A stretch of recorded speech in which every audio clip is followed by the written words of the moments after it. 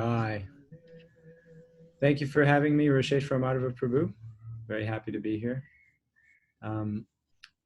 I wanted to start off, thank you devotees for clicking on yet another Zoom button. It's very hard sometimes, very hard. So I appreciate the effort that you're putting in to be here with me and us today. And hopefully you find the discussion enlivening.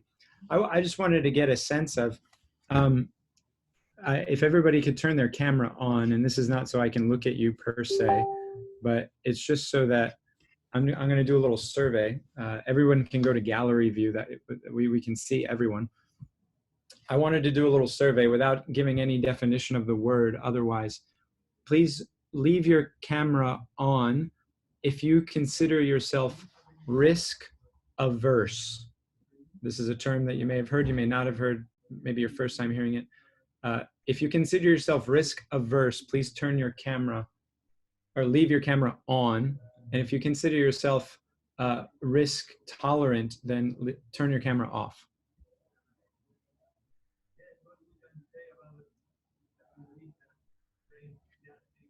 Okay.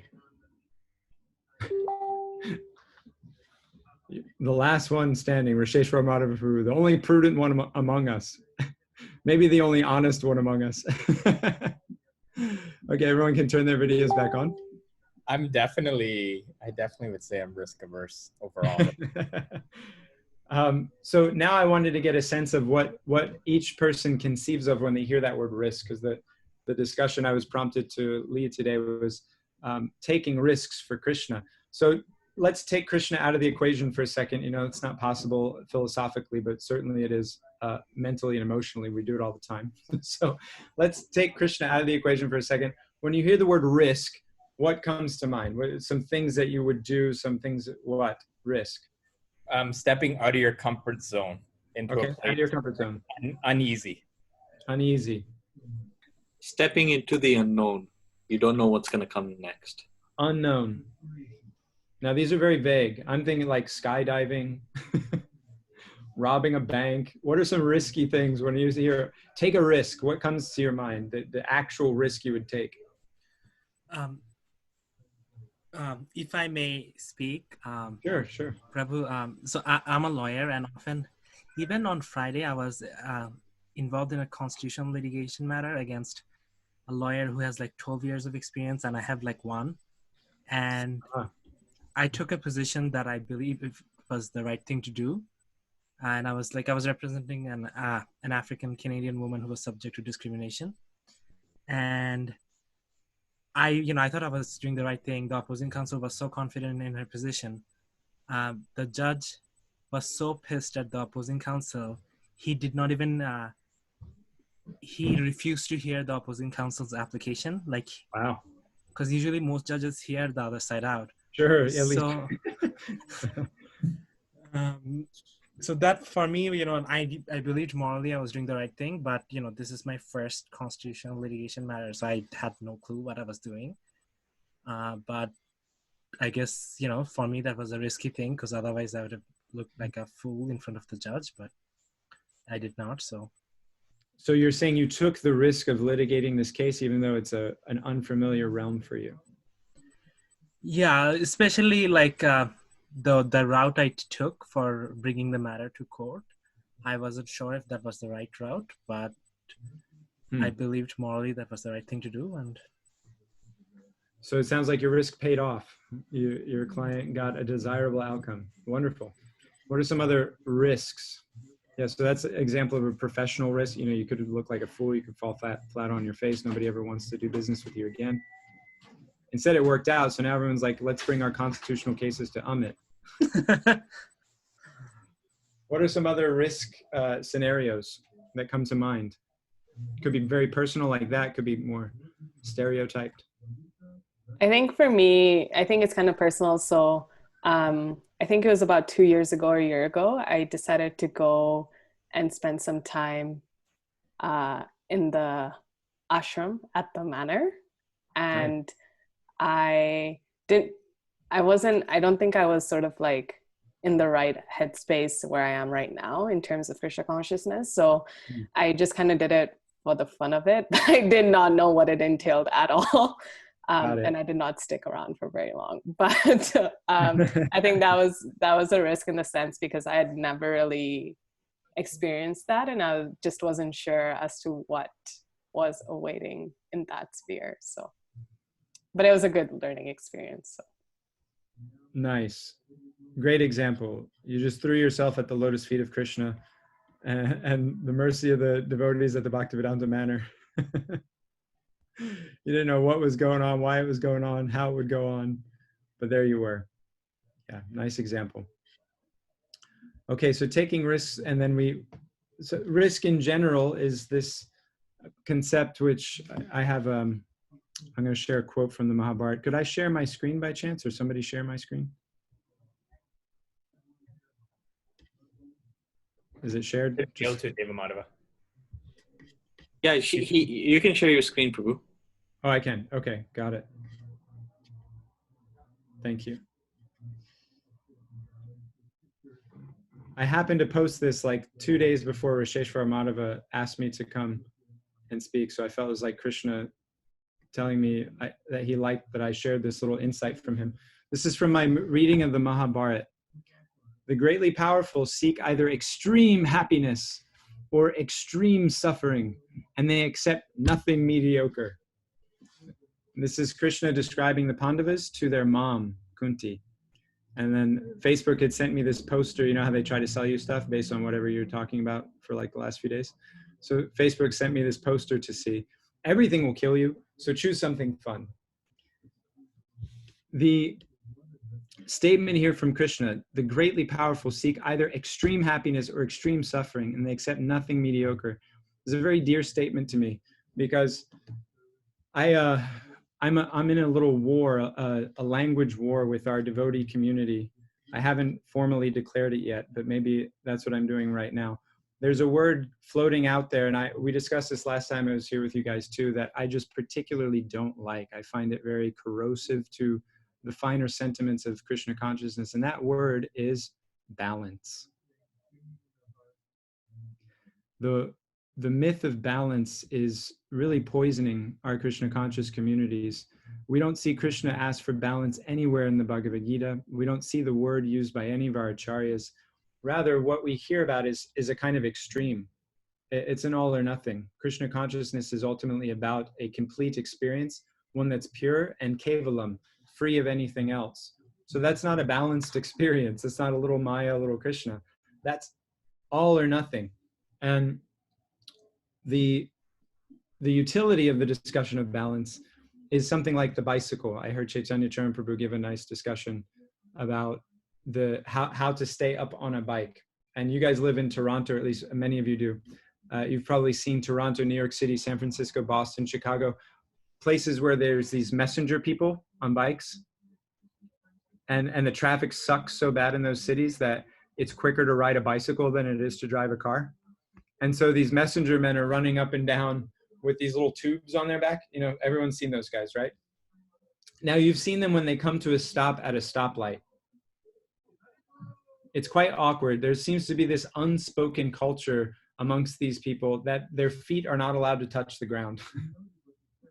You guys have seen that? They're like on their bike and they're like wiggling and they're shuffling the pedals and they're shifting their weight one side to the other. Like, it's like the floor is lava. You know, remember playing that game when you were 10? They're just somehow, they're not allowed to touch the ground. So these bicycle men are having a hard time balancing the bike when they're not moving. When they're stationary at the stoplight, they're having a tough time staying balanced. But as soon as the stoplight goes green, then there's no real worry about balance anymore, because their forward progress is maintaining so much momentum that their balance is almost secondary. It's happening automatically. This is the kind of balance that we want in Krishna consciousness. However, when we begin to think and focus on balance itself, we end up looking like that guy at the stop sign, at the stoplight. We're worried about something which is supposed to be a symptom of our experience, of the primary focus. In the Mahabharata, this quote is being, hey, Ujjvalaji, sneaking in.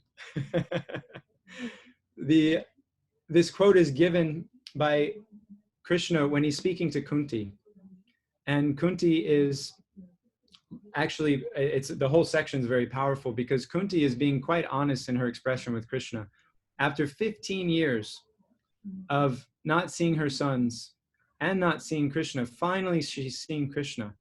And at that moment where Krishna has come to greet her in her chamber, Kunti's letting Krishna have it a little bit.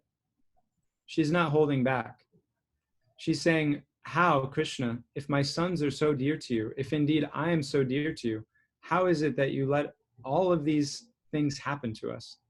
We hear the prayer of Kunti in the Bhagavatam also, where she says that let these calamities come again and again because they cause me to think of you.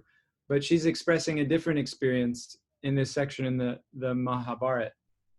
And she's saying, how is it that if we're your devotees, such calamities have come? How have such difficulties come to my sons? Why won't you just let them rule as they ought to and indeed want to in the name of your service? They don't want that kingdom for any other reason and you know it. Why aren't you letting them have it? And Krishna takes an interesting approach. Please, hands raised if you've ever had a friend call you out for not being a good enough friend. You weren't there, you didn't do what I expected. I needed you and you didn't, right? We've all, everybody. And when that hits the fan, you know, you're normally, we're like, okay, yeah, you're right. You caught me. I should have, I wanted to, I know I didn't, I disappointed, and I'll do better. There's usually some remorse. But Krishna's not very remorseful. Krishna just says what I just shared. He says, these are his words of assuagement to Kunti. The greatly powerful seek either extreme happiness or extreme suffering, and they accept nothing mediocre. This is what Krishna says as a reply to Kunti's concerns. So then how do we unpack that statement in the vision of Deva Madhava's prompting, which is that we must learn to take risks for Krishna? Somebody want to share some insights at this point, or something that, a comment based on what we've said so far? Yeah, I can sort of maybe share some insights. Like, yeah, good enough is not in the vocabulary. Like what is good enough? Like it's almost like you're not satisfied with just good enough. You want it, you want to achieve it all, and you want to achieve it to the highest degree, even if it's not for yourself, but you want the absolute best. Yeah, the statement, I like that a lot. Anybody else have something they'd like to say? Thank you, Ananda. I'm always remembering the quote from Jesus, you know, be hot or cold, but if you're lukewarm, I spit you out. And it speaks to the, you know, the warm, you know, be hot, meaning that's, I think of as, you know, kind of being on the edge, because when we're on the edge, you know, Bhakti Yoga Swami talks about the analogy of like when we're doing, you know, press-ups or push-ups, you're not getting much in just doing what you normally do, but the best gain is when you just push yourself at the max, like the last one or two, right? So just to that point. Stretch to the limits. That's where, when you're growing muscle, you're a doctor, so you tell us all better that growing muscle in one side means damaging the muscle, doesn't it? That there's little micro tears. To recover more, you know, like to recover bigger and stronger. Yes, so those little micro tears, you know, if it's done in a kind of sustained way, in a thoughtful way, then those little micro tears are filled in and repaired by the body, and that recovery, that healing is actually the growing of the muscle. So it takes a little pain to get a little gain. We've heard this before. Thank you. Anybody else have an insight or sharing, question, something so far? I have an experience that I wanted to share. One of my colleague, he's really into epistemology and why people believe what they believe. He's of Chinese descent, and he has exposure to Buddhism. And when I started talking to him about Krishna consciousness, he showed interest. But then I know I could have explained more, but then I'm like, is it okay to talk about religion with a professional context? And I know that if I probably explained more, he probably would have come to the temple. But you know, there's a part of me, if I'm like with the devotees and doing kirtan on the street, I can preach. But if I'm like, you know, in that professional suit, I feel that I shouldn't be, there's a part of me that hesitates. So, and even though I hesitated, then there's a part of, then I realized maybe I'm not, that was not my best effort. Okay. Thank you for that honest admission. A little faltering there, which happens to all of us. I'd like to come back to that comment later, Amit, because it's going to segue into some practical takeaways I'll offer everybody after we have this discussion. Anybody else with something they'd like to share?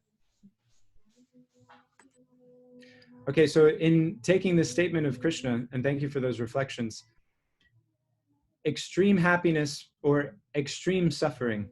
Now, again, not being good devotees, but being honest, when we hear extreme happiness, what do we think?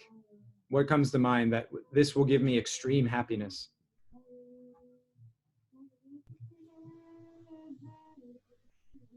Come on, be honest. It's too good to be true. It's too good to be true. Risheshwar is a little old and haggard, so he's saying it's too good to be true. Some of you young guys, tell me your hopes for extreme happiness. I was just sharing this yesterday. When there's a fire, like, I know you're probably going to give me heck for this, but when there's a fire kirtan and you're just like wilding out beyond, and you're just dancing, everyone, like, you are doing the 6-man, like, turning, and nobody, you're okay, just. Ananda Madhava is being a good devotee. Somebody be a not good devotee. Nobody thinks, yeah, go ahead. I think like either getting a job that you really wanted or feeling like you're more secure in your material life or your aspirations are getting fulfilled. I think you think that is what's going to give you, you're just going to feel like happy all the time because you feel a lot more stable and secure in that area of life is what I was thinking. Yeah, money is the answer to most of my problems, right? Be able to figure the other stuff out when I have enough money, secure job, good health insurance. That's what I need. Thank you for the honesty, Malvika. What about, somebody brought up, I was having this discussion also earlier, somebody said like achievement, right? You invent something really cool, or the Olympics were supposed to happen before Govinda took them away from us over the summer. But the achievement of success in sports or whatever endeavor we're doing, we're a musician, we're an artist, somebody recognizes our work. That, if only my work were top of the Rolling Stones charts, front of Time magazine, published in New York Times, then I would be happy. So achievement, name, fame, profit, adoration, distinction, the usual stuff is what the usual people mean when they think of extreme happiness. And we're not immune from that in the realm of Krishna consciousness. What do we think about when we think of extreme suffering? Oh, I had something to say for extreme happiness, if that's okay. Please, go ahead. Well, so in my opinion, I feel like extreme happiness, and I sort of had this like enlightenment recently.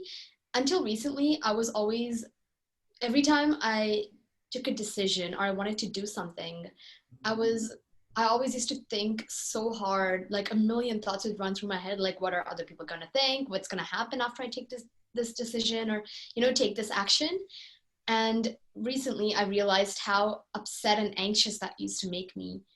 So I just started to not think as much before taking an action or taking a decision. So even now, like, I like to do things, especially if they scare me. Okay. I feel like that has brought me so much happiness in my life. Like now I feel light and I feel that extreme happiness. And I never felt this before when I used to be so rigid in terms of how I live my life. And yes. I am a musician. So I always used to be like, oh, I need to like give every free minute of my day to my music. And I was so rigid about that. And if my friends ever asked me to hang out with them, for example, I always used to be like, oh no, but my music, I can't waste my time. But now I've become that sort of person who says yes to almost anything. Almost, not everything. but no, there within reason and value. Yeah. I draw the line somewhere. But no, in terms of just, going out and exploring or anything. Like, for example, the other day, in my house, we ordered a mattress, so we have like that huge box, and it's as tall as me because I'm not a very tall person. And I wanted to sit in that box and slide down the stairs, and I was so scared, but I did that. Oh, it doesn't hurt, by the way, but I did that, and I felt the sense of like achievement, I guess. I don't know, but I just, because I was like, I did something that scared me, and I had so much fun doing it. And so many other situations as well where I just if something scares me, or if I get the thought in my head like, oh, I would never do that, I'm like, I'm going to do that now. Wow. So for me, that is what extreme happiness is. And also, because you're asking what do you think extreme suffering is, I think that what I was before, like when I used to think so much before taking a decision or taking an action, I think that, in my opinion, that is extreme suffering, where you're just too scared to do something in life because you're too worried about what is going to happen, others are going to think about you or say about you. So yeah, and now I don't even let any of that affect me. I don't let any of those outside factors affect me, because as long as I'm happy and as long as I'm not physically hurting someone else, I will do it. So yeah. Wonderful. Thank you, Shruti, for that sharing. It can be powerful. There's a nice statement, action cures fear. It can be powerful to simply do it. Nike's made a lot of money telling us to just do it. Your comment reminded me of this dynamic, and I love your characterization of suffering as that being trapped within the speculations of the mind. Krishna refers to it as manogatan, the speculations of the mind, and also references being on the manorata, right, the chariot of the mind, taking us over all these dips and bumps of speculation. Some I'm going to enjoy, some I'm going to suffer. In relationship to our conversation, if you were to ask 100 people, are you more fearful of driving or are you more fearful of flying? Which would be expect more people to be scared of, driving or flying? Yeah, more people are scared of flying, as is being animated by so many talented actors today on the Zoom video. More people are scared of flying, and yet, which one is more likely to kill you, flying or driving? Yeah, for sure. Much more likely to die driving a car than you are flying a plane. And yet, so many more people are fearful of the plane rather than the car because of that story, that manogatan around the plane and getting in it and not having control and not being in charge. And I'm the doer and controller. So if I'm in the car, then I'm powerful, I'm perfect, I'm happy, I'm not going to kill myself. And that's what millions of people think who do die on the roadways every year. So it's an interesting dynamic that you're pointing to there, Shruti. And I'd like to walk it back 1 second. You got a little transcendent there on us. And I wanted to cover this idea of good enough happiness that Malvika is speaking to. That most people, even in their Krishna consciousness, settle for a kind of good enough experience. And maybe you're guilty of this. I know I am. I admitted this on a call earlier with Ujjvala and a few other devotees. I'm not sure if you were there today, Risheshwar, or not. But I'll often look at another devotee, another practicing bhakta, and I'll see what they're doing or they're not doing. And I'll think to myself, okay, based on where I'm at compared to where they're at, I'm doing all right. That guy's been around this long and he's not doing that much service and he's into a bunch of nonsense, but Krishna seems to still be keeping him around and the devotees are happy with him. So I must be doing really good because I've done this much and I'm not doing these things. So I must be okay. And it kind of cuts me off from striving for that place where I could really be experiencing my peak output, my peak experience, which is personal and based on my relationship with Krishna. I love the last part of that statement that I shared with you from the Mahabharata, that powerful people accept nothing mediocre. And so I wanted to call our attention. I'm going to share my screen again just to bring some imagery to a classic film which calls attention to this dynamic. Any Fight Club fans out there? Please turn your camera off if you've seen Fight Club.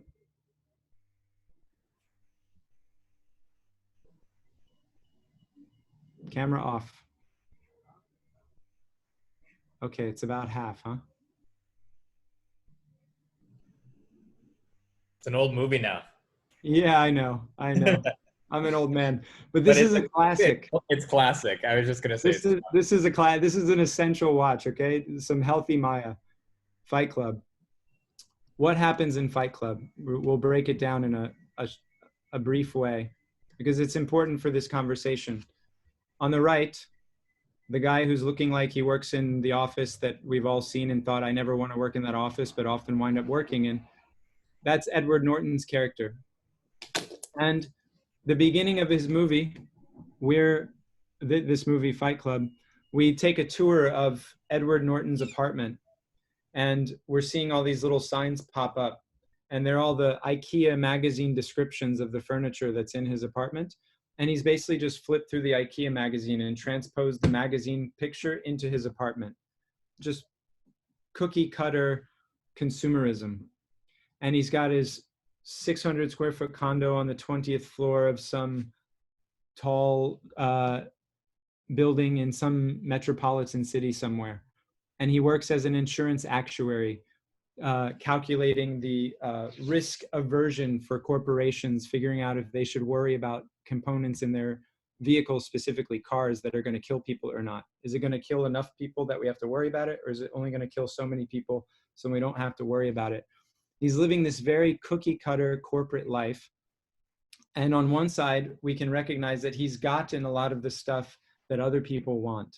He's got all the IKEA furniture. He's got as his self-described pretty nice wardrobe. And yet, with his free time, anybody who remembers the movie, please share. What does Edward Norton's character do in his free time? What does he spend his free time doing?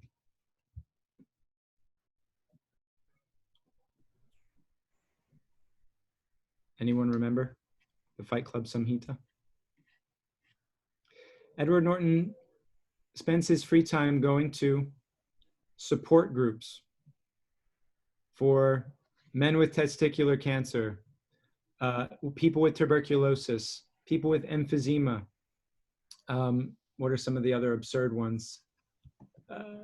Anyway, he goes to churches and takes their bulletins for the week for like Alcoholics Anonymous, Sexaholics Anonymous, and he just plans out his week going to these different support groups for conditions, none of which he actually has.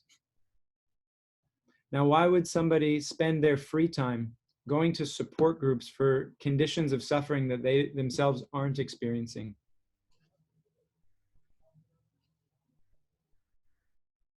To maybe invoke some sort of emotion or feeling. Nice, Anand. Anybody else have an insight? I think to feel a sense of belonging, because he's not feeling like he really belongs in whatever he's doing. So he's trying to figure out where he really connects. And he's doing that by figuring out these different groups that he's involved with. Nice, Malvika. Anybody else have a thought around it? Maybe he listens to all of the people's problems in those groups, and then he feels like it helps him, be grateful that he doesn't have those problems. Interesting. Thank you, Shruti. I think Ananda and Malvika had the based on what we see in the film, the expression that the director wanted us to pick up, which was that this guy has the perfect lifestyle from the outside. He's attained mediocre middle-class success, the American dream, as it were, in the 21st century. And he's absolutely miserable. And in order to feel something of anything, because every one of his relationships are very sterile and cookie cutter and out of a magazine, literally, to feel anything, he goes to these places of extreme suffering, where people are caught in hell and having no way out except their own commiseration, right? That I empathize with you. I'm going through this too. You're not alone. And in that space of suffering, he feels some sense of identity himself. This is the realist experience. And he doesn't have to pay anything. But then the irony is that he's not having it himself yet. He's not actually suffering. So what does he have to do? He forms the Fight Club. Because he's recognized, and this is something that has to come into the life of every sadhaka, the vision of every sadhaka, we have to recognize that on the material level, our happiness is predicated on other people's suffering. Brad Pitt in the film has a famous line. He says, "You're not your effing khakis." Our Srila Prabhupada says, "You're not your body." Brad Pitt says, "You're not your khakis." But if my khakis are very nice, I only feel good about my very nice khakis because you have the bad khakis. You have the Walmart khakis or the Target khakis or the Belk khakis, and I have the designer. Therefore, I'm better than you. You're less than me. I'm more than you. Our happiness in the material, I live on the 20th floor. I can afford the new couch from IKEA's catalog. Therefore, I'm better than you. So it's shallow, it's superficial. We all know to dismiss it on a kind of philosophical level. Emotionally, though, day to day, we see ourselves living this very mediocre way, accepting these shallow benchmarks of so-called achievement. And so in the film Fight Club, finally, Edward Norton, his character comes to a point where he can't tolerate it anymore. He can't pretend that he's a part of those support groups for supporting things that he doesn't actually have. And he begins this Fight Club, where it's a very raw, visceral experience of the reality of the material energy. Me against you. We're both going to suffer, but at least in that suffering, in that honesty, there's some authenticity. There's something genuine in that exchange of violence. And it's real, and I feel it, and you feel it. And in that authenticity, there's a sense of identity. I'm real. I exist. Shruti, you said it beautifully when you're talking about stepping into your, out of your comfort zone. That's when you feel alive. That's when you feel like it's happening. And so this is the desirable experience of risk. This is what we all want to feel. And this is what the Krishna consciousness movement, forget risk, we're supposed to be experiencing bliss, ever increasing sense of identity. And yet we see in our devotee communities, whether it's the young people, the middle people, or the old people, the Indian people, the Western people, doesn't matter. On writ large aggregate, if we look at the lives of the devotees, we see people that aren't blissful. We see people that don't look like they're living their best life. We see people looking like they're living the life that they're kind of told to, that they saw in the IKEA magazine, or in our case, the Back to Godhead magazine. And this is how it's supposed to be done, and this is what I'm supposed to look like when I'm doing it. So let me just kind of follow along. And this is not a discussion about dismissing any of those externals in our Krishna conscious communities. I personally think that many of them are powerful, but it's a different discussion for a different day. The point is that until you bring your own sense of integrity into the equation and recognize that without taking internal risks of your material identity for the hope of a spiritual connection, we're just going to continue to be treading water and pretending, looking, maybe fooling others into thinking we're Krishna conscious, but not actually ourselves rising to that standard and experiencing the happiness that we're putting in the work to be able to get. So when we talk about taking a risk for Krishna, we could think about Srila Prabhupada getting on the Jaladuta and coming across the ocean. We could think about the devotees in Russia who chanted Hare Krishna and distributed Prabhupada's books despite literal threats of death from the Iron Curtain. But you all have heard all of those pastimes before, and you'll hear them again from other people. What I'm asking and proposing today is that you consider real risk is internally recognizing where you're just allowing mediocrity to live and rooting that out vehemently in your life. And taking a cue from the Pandavas that in order to experience the extreme bliss of connection with Krishna, they tolerated and persevered through all kinds of horrendous suffering offered to them by their cousins without ever compromising the principles of Dharma, rather against all odds. Talk about a gamble. Talk about unreasonable thinking. Talk about irresponsible behavior. Against every kind of material, proprietary, logical action, the Pandavas continued to adhere to Dharma against the persecution of their cousins, so that when they saw Krishna, they could look him in the eye. They could be with him as a friend, as a peer, as a cousin, depending on their relationship. They could still be with Krishna. Therefore, they tolerated all that inconvenience and otherwise illogical treatment coming from the Kauravas. So I'm just going to throw out now a couple potential risks that one might, as an aspiring devotee in 2020, in metropolitan, wherever you are, Western world, some risk that might make sense for you to take on that would actually suss out the, or let's say root out that ugly mediocrity that has settled into the hearts of all of us. And I'm speaking to myself. So one such simple but powerful thing to do, which speaks to Amit's nice, vulnerable sharing earlier, is to simply wear tilak wherever you go. Srila Prabhupada said that Western clothes, yes, gentleman's haircut, fine, but everywhere you look in Srila Prabhupada's Vani, he said, please wear tilak. And I've had personal experiences, we were talking about the airport. I was at the airport a year and a half ago, and the ticket counter lady said, hey, what's that mark on your forehead? And I said, oh, this is a mark we put to remind, I remind myself my body is a temple. Each morning I say a prayer and I mark it with this sacred clay. And she said, wow, I wish everyone thought like that. And I said, yes, that's the point. And then I gave her a book, because this segues into my next promotion or suggestion. Srila Prabhupada, we all know, asked that we distribute his books. And we also all know that we're not willing or able, for different reasons, to carry around a rolly bag filled with hardback Bhagavad Gitas and Srimad Bhagavatams everywhere we go, and to address everyone we meet with the opportunity to buy one such thing. We all are aware of that situation, but that doesn't mean that there isn't the opportunity to bring the Sankirtan spirit into our life right now. And in fact, the movement doesn't need more people standing on the street corners. The movement needs more people in office spaces, in schools, in hospitals, who are representing Gaudiya Vaishnavism within the value structure of those places where people already trust and appreciate the work going on. Because if they can see that a devotee also appreciates this work, but in their doing this work, they're having a little bit of a different experience than I am, and I can't figure out why, so I need to ask them. This is actually what will transform the planet. Will allow the trust of others to come into Gaudiya Vaishnavism in a very practical, down-to-earth way, as was envisioned by our acharyas.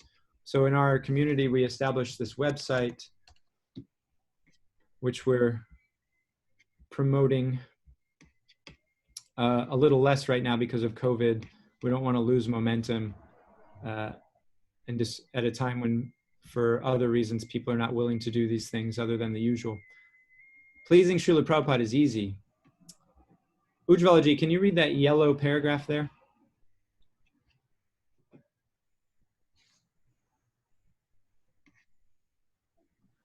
The staleness of everyday life is transformed into the fresh and exciting ecstasy of the spiritual world by a sense of anticipation that at any moment we could be an instrument of the Lord's pleasure. For our own benefit, we are all called to become full-time Sankirtan devotees, Kirtaniya Sada Hari. Carrying a few transcendental books with us everywhere we go is the easiest way to give traction and meaning to this prayer of becoming an instrument of Mahaprabhu's mercy and pleasure. Thank you. Beautiful. Each one carry one. And the idea that the Sankirtan spirit, Kirtaniya Sadahari, when we speak about what was nice about the old days, and we hear stories of Shamasundar Prabhu and Prabhupada, Guru and Das and Prabhupada, Mother Yamuna and Prabhupada in his adventures across the planet, that kind of external risk and adventure is actually not so much available to us anymore because of the sacrifice of those devotees in the past. To try to recreate the austerity and the uncertainty of those times is itself a kind of offense to the sacrifice made by those devotees. It's a slight to their hard work, right? That a mom and dad that make a nice house for their child to live, and then the child goes out into the woods and lives under some sticks. That's an insult to the mom and dad's hard work. So why was this nice house created for us by the sacrifice of those devotees in Srila Prabhupada? So that we could be a little more strategic, a little more calculative, a little more long-term in our approach to still doing in principle what they were doing, which is spreading Krishna consciousness. So when we keep Prabhupada's books with us, and we keep a little Krishna Prasad and a few mantra cards, then we're walking instruments of Krishna. We've done our part, right? I've got the pure devotee with me. I've got your literature. I've got your prasad. Now the rest is up to you. And in doing this myself, I've had the experience many times of being at a store, being at a program or something at the grocery store, standing in a bank line. And somehow or other, Krishna will make a connection with me and another spirit soul. And I understand, oh, Krishna wants this person to get a book. For my prasadam that I carry around, and I don't, when I carry around books, I'm just carrying around Beyond Birth and Death, Perfection of Yoga, Bhakti Yoga, the thin ones. I'm not carrying around Bhagavad Gita, Srimad Bhagavatam, just simple thin books that you can hand somebody and they're not going to worry about where to put it, how much it costs. It's a kind gift. You say, would you like a donation? Sure. If they don't, I'm okay with letting go of a Beyond Birth and Death without somebody giving a donation. And in that exchange, I'm there anticipating, right? I'm standing in the bank line, but instead of being off in La La Land or thinking about what movie I'm going to watch or next time I'm going to eat or etc., instead I'm anticipating, who's Krishna going to send? Is there anybody in this room that would be interested in one of Srila Prabhupada's books that somehow or other I might get a connection to? So I was buying a gift for a friend, and the woman at the register just was talking about essential oils. And so I happened to keep essential oils of Nrsingadev in my bag as my prasadam to distribute, because it's calorie-free, it's gluten-free, no allergens, nobody can object. Essential oils, right? You don't have to ingest it, so it's safer to take from a stranger. So I said, oh, I have some essential oils with me. Would you like some? She said, of course. So I gave a little Nrsinga oil to her, and she sniffed it. And she proceeded to walk around the entire store, putting her hand up to everyone's nose. We can't even imagine it now. Putting her hand to everyone's nose and saying, here, smell this, smell this. She's distributing Nrsinga Mahaprasad from Mayapur. Just because I was keeping that little vial of essential oil in a little bag that anyway I keep my phone and my wallet with me everywhere I go. So why not keep a little prasad, a few small books, and wait to see what Krishna does? So the tilak challenge, if the tilak every day seems a lot, Ekadasi. Every Ekadasi you wear tilak everywhere you go. No matter what day it is, a work day, weekend, I'm going to see my family, I'm going to see my friends. Just start wearing tilak every Ekadasi and notice what happens. See how Krishna appreciates that practical surrender of the false ego to him, not wanting to get caught being a Krishna. If you're worried about being fired, etc., you should be so lucky to have your work fire you for wearing tilak. You live in the Western world, you just call Amit and you get him on that constitutional law and he will take care of things. We'll win the lawsuit, we'll fund the next decade worth of temple projects off that employer who has dared to fire you for non-disruptively demonstrating your religious faith. The Hare Krishna phobia is much less out there, it's much more in here.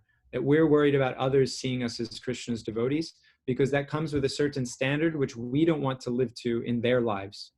We don't want them to ask of us to be humble, to be peaceful, to be tolerant, to be dedicated to something higher, to live for more than name, fame, position, profit, adoration, distinction. We don't want them to ask that of us. What to speak of our ability to ask that of them. So these are two practical ways. Carry a few of Prabhupada's books with you. Carry a little Krishna Prasad. Carry some invitation cards to the local program. And wear tilak once in a while in the public, every Ekadasi at least. And just talk about a risk. Watch how Krishna reciprocates with those little acts of surrender to his mercy and the mercy of his devotees. Okay, dear. And just as a little aside, this is the practice, the realizations you'll have doing this. You may say, I'm not a book distributor, I'm not a preacher, and probably you're not, and that's okay in the external sense.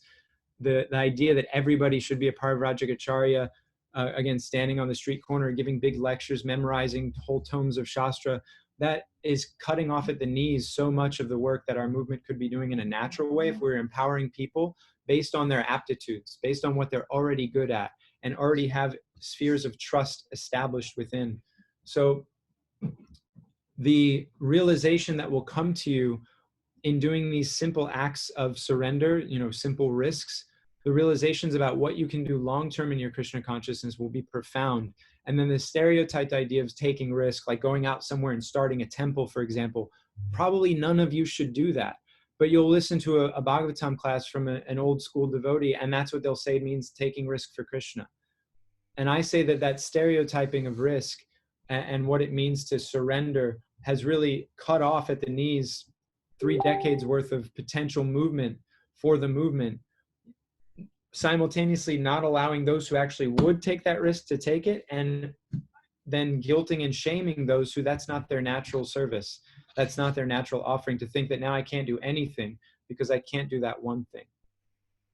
So if you take on these 2 simple tasks, my promise, my guarantee is that you'll gain insight into more risks that you yourself can naturally be taking for Krishna, because that's how it works in Krishna consciousness. As we surrender, we are rewarded accordingly. And Divya Gyan Hriday Prakashito, that information in the heart, Dadami Buddhi Yogam Tvam, that understanding of how to come closer to Krishna will come from him through the heart naturally as we take these 2 practical steps to take more risk, really surrender more in our practical Krishna consciousness. So I'm going to close it there, dear devotees, and see if there are any comments or questions from you guys around this. I'd love to hear what you think would happen if you started doing these 2 things. Or if anybody else has anything else to share.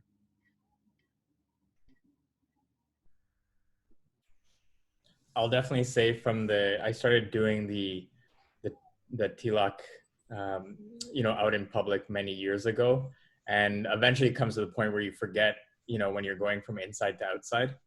And it just becomes really natural. And for the most part, it's usually a conversation starter with one who does want to ask. So, and I can definitely say it was, for me initially, you're a little bit self-conscious, but it's been a great way to at least a little bit become less identified with the body.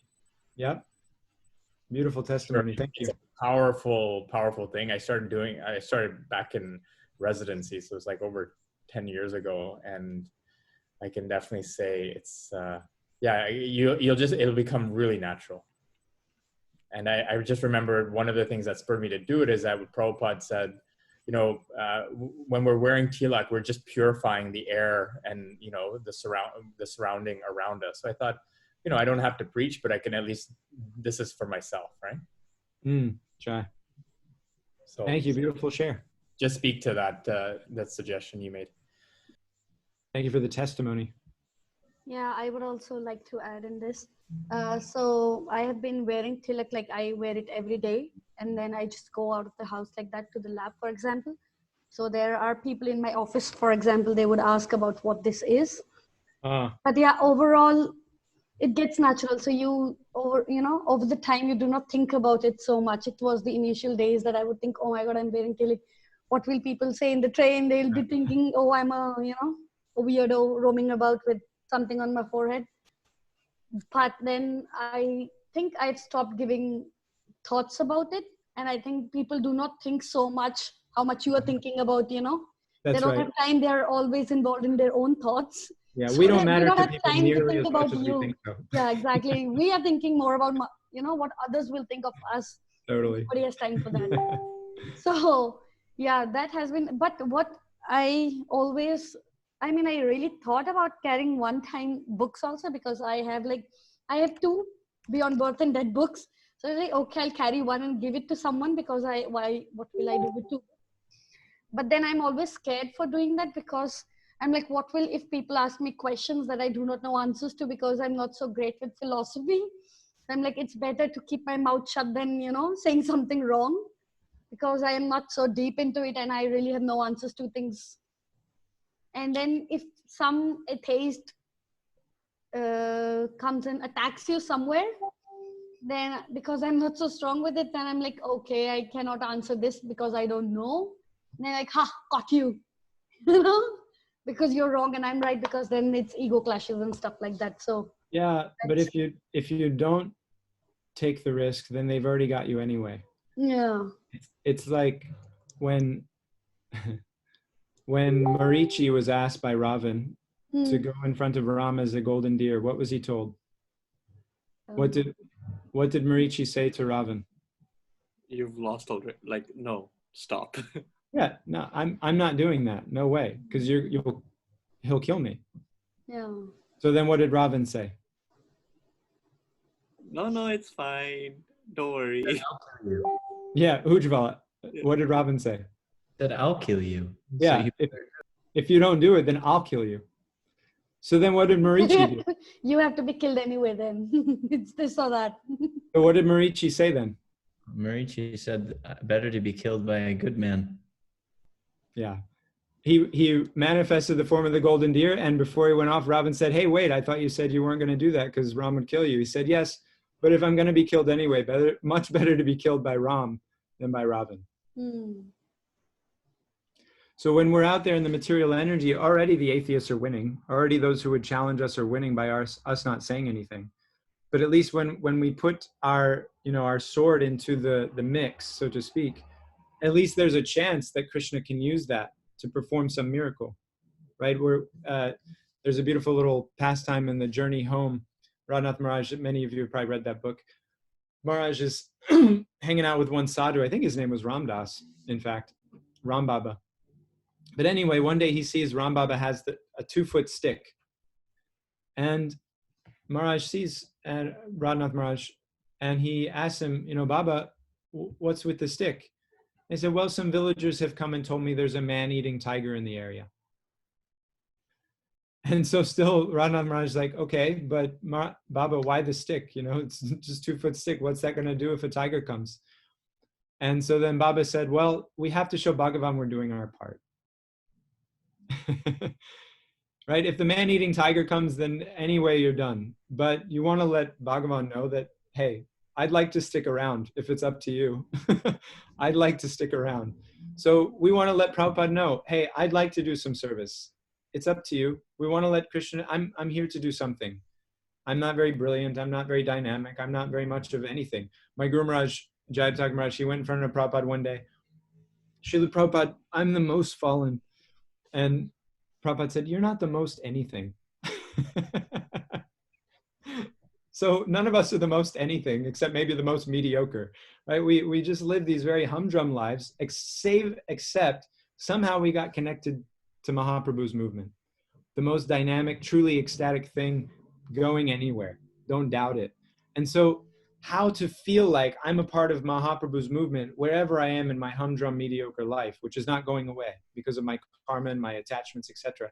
How to feel like that opportunity to stick my fork in the socket of Mahaprabhu's mercy and get the buzz, how to feel that sense of possibility, just like they used to back in 1973 when everyone was out on the Sankirtan all the time and living in the temple and waking up for Mangalarti, how to feel that same sense of anticipation that I'm about to do something nice for Krishna, even as we go through a life that is, by all accounts, mediocre and mundane.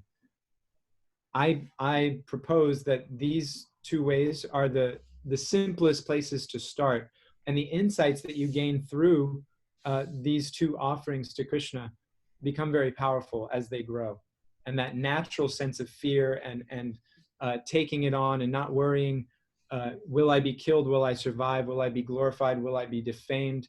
Honor, dishonor, it's all the same, as we hear in Bhagavad Gita, for those who are dedicated to Krishna. But that's a very high platform to get to. So why not start here as a way to approach? Did you have something, Malvika, or was that, oh, you're fixing your glasses. Got it. The Vaisheshika Guru speaks to that point, Deva Madhava, that the Srimad Bhagavatam and Bhagavad Gita, no one can claim to be permanently disqualified. And I really like the way he put it, is that, humility is there, but it doesn't mean we can always say we're never going to be enough or to try, right? And yeah, that's the irony. It's impersonal. We meet a lot of impersonalists who say that you can't know God. They think it's a very profound thing to say. That who is God? Well, ultimately God is vague and can't be understood by us, mere mortals. And the irony on that is you're actually limiting God by the statement. It's saying that God can't reveal themselves to you. Krishna can't show himself to whomever he wants. That's what the fallacy of that logic. So in the same way, the idea that I'm so useless that I can't be useful to Krishna is its own kind of limit on him.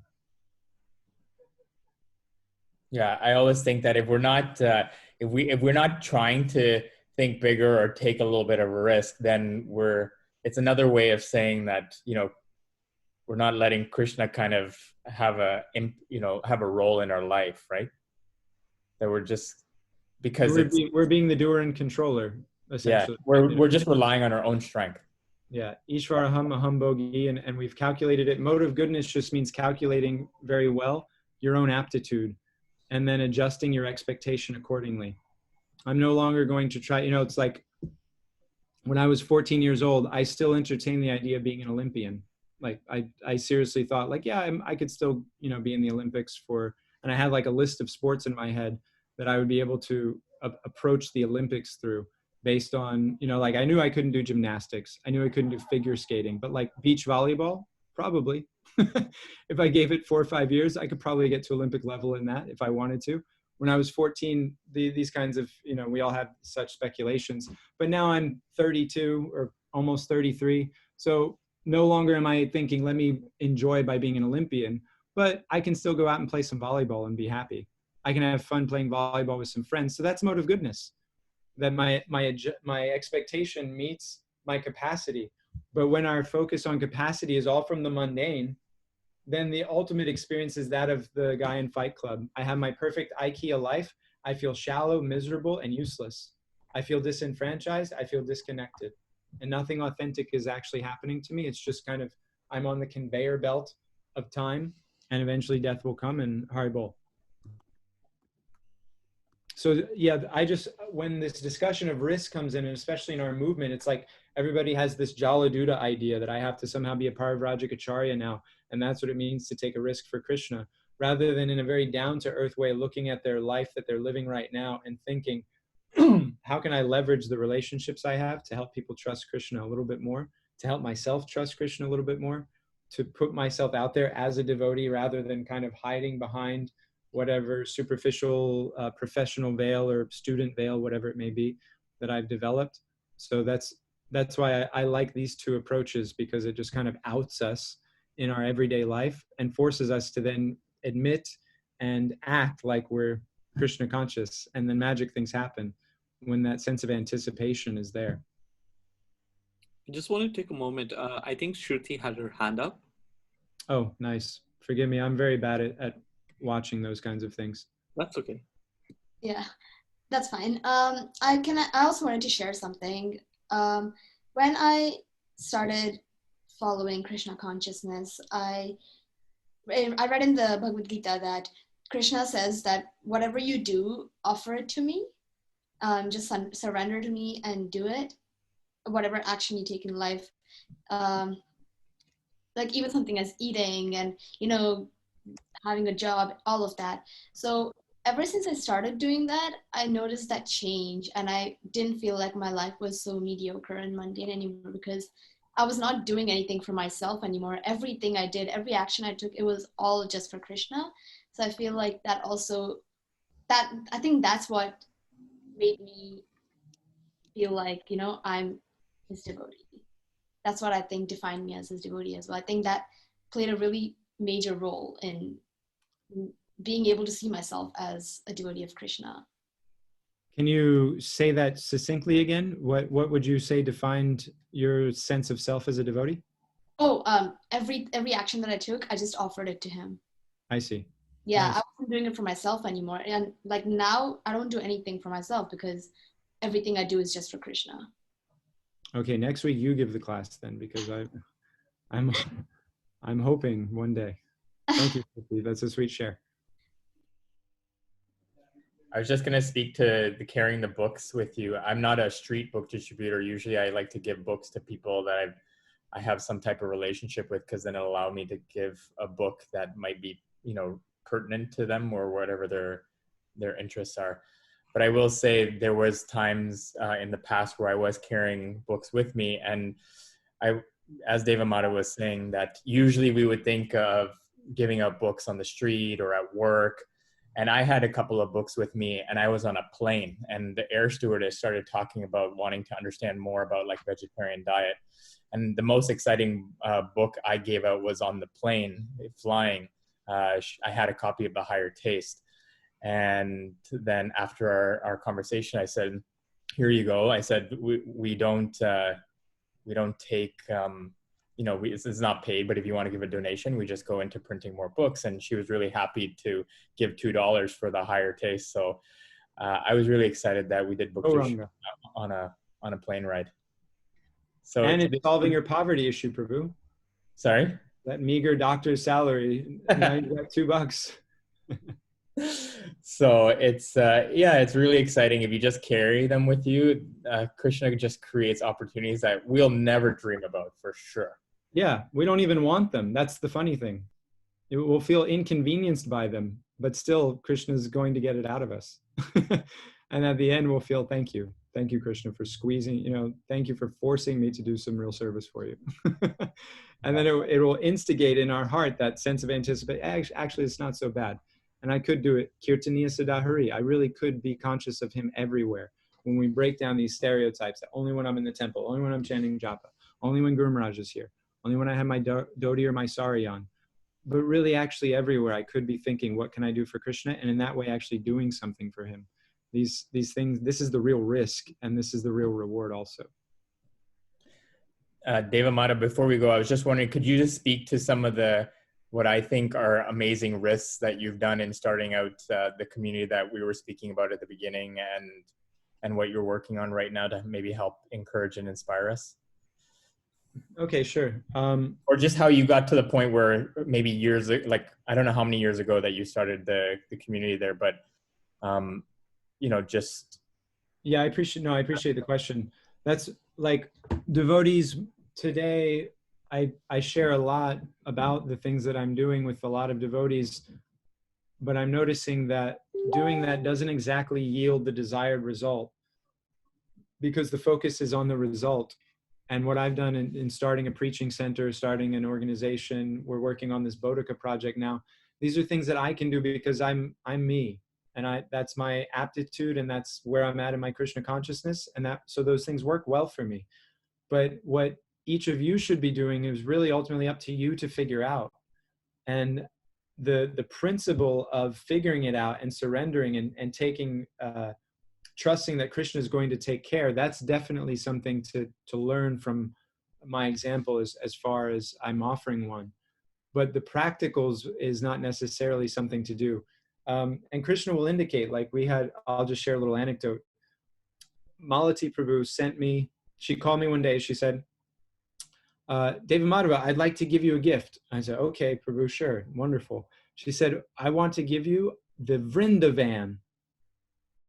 The Vrindavan is a 1994 to Econoline 350 van that Malati Prabhu and Radhanath Maharaj used to do the rainbow gatherings with. So they would drive the Vrindavan and they would pull this trailer filled with stuff, and they would go out to these hippie gatherings in the woods, and they would cook for like 10,000 hippies for a week and a half, all because of the Vrindavan's mercy. So now it's like 2012, and Malati Prabhu is wanting to give me this van that's almost as old as I am, with this trailer full of stuff that's definitely older than I am. And I'm like, okay, I don't know why. And this seems more inconvenient than anything else, but sure, because it's Malati Prabhu. Not only is it Malati, but she's also my GBC. So I'm like, okay, Jai, thank you so much. What? So then 3 days later, I get a call from this community called SRF, Self-Realization Fellowship. And that's the Yogananda group. If you guys have seen Autobiography of a Yogi, that famous book. So they're ISKCON. Yogananda's group, they have an 800-acre property north of us in Michigan. It's kind of like their new Vrindavan. And they have a festival there every year called Yoga Fest. And we'd gone there a couple times distributing books, doing a little kirtan. We always thought it'd be really cool to distribute prasadam there. I don't know how to get in to do that, but it'd be really cool.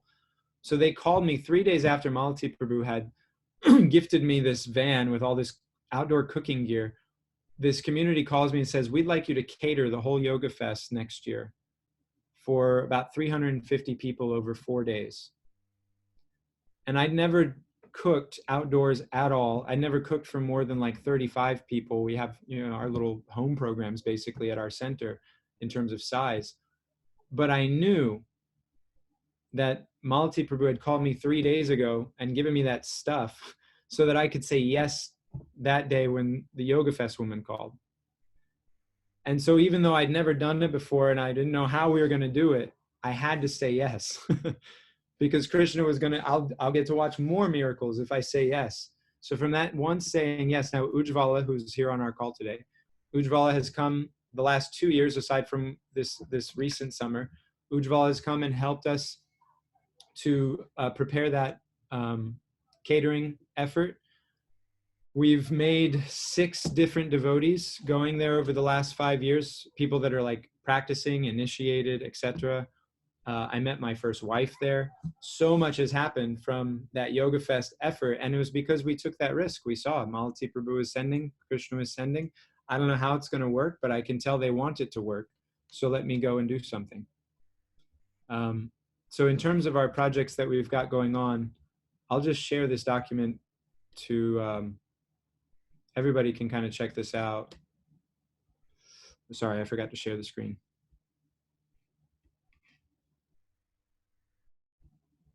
We're starting a media brand called Bodhika, and I'll read the first few paragraphs. Actually, Malvika, could you read these first few paragraphs? Just why Bodhika? Sure. As a simultaneous lifestyle brand and media platform, Bodhika will provide an attractive umbrella to aggregate and promote engaging and creative content for contemporary audiences that is either subtly or overtly Krishna conscious. The large-scale available presentations of Krishna consciousness today focus on the didactic presentation of philosophical concepts and religiously prescribed practices. Bodhika will instead emphasize the lived experiences of the diverse Bhakta community all over the world. Inspired by Krishna's revelation to Arjuna in Bhagavad Gita, chapter 10, text 9, that by Podyantas Parasparam, enlightening one another about me, one gains Tusyanti and Ramanti, satisfaction and happiness. Bodhika will feature all content in a personal voice. As the Brihad Bhagavatam Rita says, when someone speaks from their own realization and experiences the effect, the effect is more powerful on the listener, provided that the information is still in line with dharmic principles. We see this power of personal testimony in today's world of social media and the influence it generates. Subsequently, what they need is what we need. And so for the upliftment of our own devotees who are feeling increasingly stifled by a stereotyped idea of Krishna consciousness, as well as for an effective appeal to the wider public, Bodhika will emphasize the experience and expressions of Bhakti's individual practitioners rather than merely an explanation of the practice itself. Haribol. So then this is a content creation guide. This website will have 5 silos: process, philosophy, expression, culture, testimony. And then I give examples of that from devotees that are already creating such content. Some of you might know Rukmini Poder, big on Instagram, and she has these beautiful kind of reflective listening exercises she does with cards that she created. This is from Jai Jagannath Prabhu, if many of you probably know him. I give a couple examples of my own writing and sharing. And the point is that there's so many good devotees out there already doing nice, good things. And as a community, we don't have a place where all of that is aggregated. It's very disparate. It's happening in little spots rather than giving a feel of a movement. And those young contemporary devotees sharing such things don't feel comfortable pointing back to the religious institution, whichever one they may be a part of, because of so many reasons. Young people today aren't so into big institutions, etc. So this Bodhika brand is going to aggregate the efforts of such devotees and highlight them, make it look like a community, and at the same time something decentralized, non-threatening about a culture and not a set of dogmas or stereotypes. So this is something that I'm very passionate about, working hard on. Ujvala Prabhu is also intimately involved, or Sheshwar Madhava Prabhu. And it's my offering because I feel indebted to Krishna for having met so many wonderful devotees who inspire me. And if they inspire me in Krishna consciousness, I know they can inspire others. And it upsets me. It keeps me awake at night that I don't see more people connecting with them. I don't see more people having that opportunity for association that could and should. So that keeps me awake at night. So I want to be able to sleep. Therefore, I'm making bodhika. Therefore, it's not a risk. The risk is continuing to not do something like this for me. Same with Ananta Wellness. It's just, I can't watch our devotees get so embroiled in this coaching culture and not actually offering people Krishna consciousness, but just taking people's money with the same old platitudes of self-help that other, charlatans, frankly, are offering. I can't sleep at night thinking that that's going on. So I've made Ananta Wellness, and I'm trying to offer an alternative to that. So that will also help spread Krishna consciousness genuinely, like actively giving people the process of Krishna consciousness. So it's interesting, Risheshwar Prabhu, and I get it, like the idea that this is risky, and I'm like extending myself, but at this point in my Krishna consciousness, the mercy of my Guru Janas and the Sangha is like, the risk is to not do this. The risk is to just continue mediocre blah and think that that's going to help me or anybody else. So, but that doesn't happen overnight. And just like coming up with a grand idea just to tell others you have a grand idea so that it makes your not so grand life look okay, because there's this like post-dated check of something wonderful that's going to happen later on. That's not what I want to like help people figure out is what grand idea to tell others they're doing, but then it never comes to fruition. If all someone does is simply decide, I'm going to carry Prabhupada's books with me everywhere I go so that Prabhupada can use me as an instrument, then that's a truly heroic, courageous risk to take. And so that's why I'm just kind of emphasizing the down to earth, look at your own situation from where you are, what keeps you awake at night that you should be doing for Krishna that you're not yet. That's the risk to take. That's the edge of the cliff of your anartas and your aspirations. And jumping off that cliff and knowing that Krishna is going to catch you or throw a parachute on your back or give you wings. Somehow he's going to see that you don't die throwing yourself off the cliff of your anartas and into your aspirations in Krishna consciousness. That's the risk. But that cliff, that drop, that dynamic, it practically looks different for each of us. I think it's a little late now, 3:23, so I don't want to keep you valuable devotees and your valuable time wrapped up anymore out of social obligation to not leave the call once you've gotten on it. So thank you so much, Deva Madhava. Does anyone have any closing questions or comments before we wrap up? All right. Well, on that note, Deva Madhava, thank you again so much for your time, your wisdom, and your energy to help inspire yourself and all of us. Yeah, thank you, me, for telling me yet again to keep doing. I'm a lazy fellow, and that's why I think Krishna has me doing all these kinds of things now. It's just to repeat over and over again. So the next time you see me, ask me how these things are going, so that I have to tell you something. Thank you so much. Gauranga. Hari Hari Bol. Hari Yeah. Bol. Thank you Thank you for organizing.